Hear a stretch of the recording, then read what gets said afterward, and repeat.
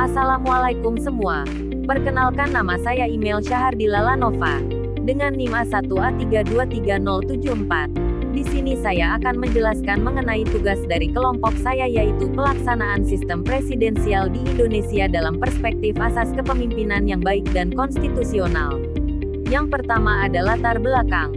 Indonesia merupakan negara hukum yang menganut sistem pemerintahan presidensial sebagaimana diatur dalam UUD NRI tahun 1945.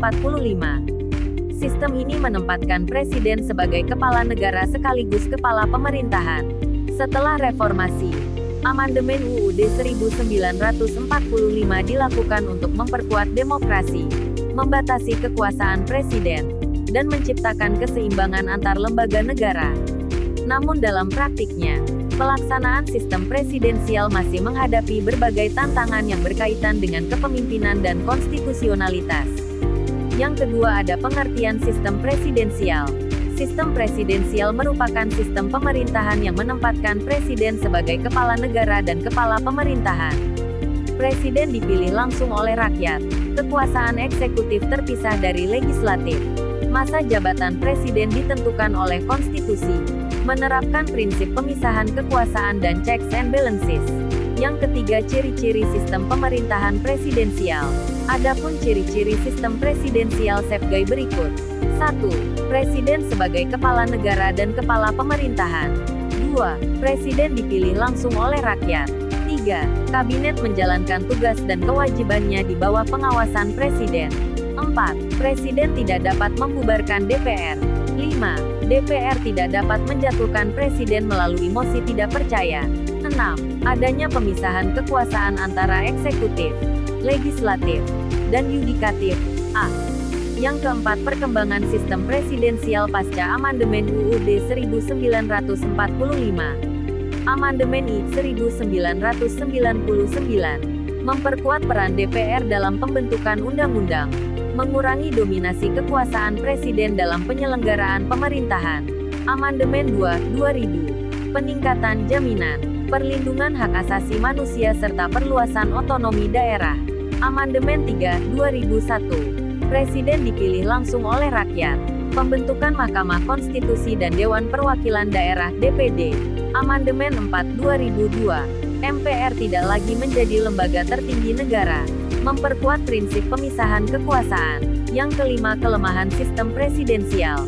Sulit mengganti presiden sebelum masa jabatan berakhir. Potensi konflik antara eksekutif dan legislatif. Sulit membangun kompromi politik. Risiko deadlock dalam pengambilan keputusan. Legislasi dapat terhambat oleh perbedaan kepentingan. Yang keenam, asas-asas kepemimpinan yang baik. Akuntabilitas. Pemimpin bertanggung jawab atas setiap kebijakan. Transparansi. Keterbukaan dalam pengambilan keputusan. Partisipasi. Melibatkan masyarakat dalam proses pemerintahan. Supremasi hukum. Presiden tunduk pada konstitusi dan hukum. Yang ketujuh, pelaksanaan asas kepemimpinan yang baik dalam sistem PRESIDENASEL. Pelaksanaan asas kepemimpinan yang baik dalam sistem presidensial menuntut presiden sebagai pemegang kekuasaan pemerintahan untuk mempertanggungjawabkan setiap kebijakan yang diambil kepada rakyat. Selain itu, proses pengambilan keputusan harus dilakukan secara transparan dengan melibatkan partisipasi masyarakat serta tetap berlandaskan pada hukum dan konstitusi yang berlaku. Penerapan prinsip-prinsip tersebut bertujuan untuk mencegah terjadinya penyalahgunaan kekuasaan, meningkatkan kepercayaan publik terhadap pemerintah, serta mewujudkan penyelenggaraan pemerintahan yang demokratis, akuntabel, dan berorientasi pada kepentingan rakyat. Yang kedelapan, pelaksanaan kekuasaan presiden. Bidang eksekutif, menjalankan pemerintahan, mengangkat dan memberhentikan menteri. Bidang legislatif, mengajukan RUU, membahas RUU bersama DPR, mengajukan RAPBN. Bidang yudikatif, memberikan grasi, amnesti, abolisi, dan rehabilitasi sesuai ketentuan konstitusional. Yang kesembilan, hubungan presiden dengan lembaga negara.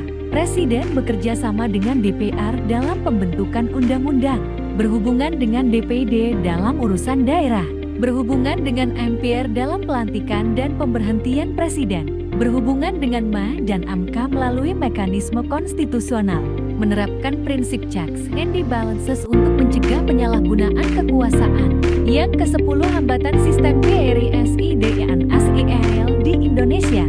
Sulitnya membangun dukungan politik di parlemen. Presiden sering kesulitan memperoleh dukungan mayoritas di DPR karena banyaknya partai politik dan perbedaan kepentingan.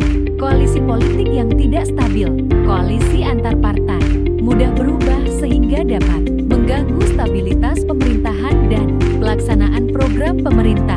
Konflik dan tarik-menarik kepentingan politik, perbedaan kepentingan antara eksekutif, legislatif, dan partai politik sering menimbulkan konflik serta praktik politik transaksional.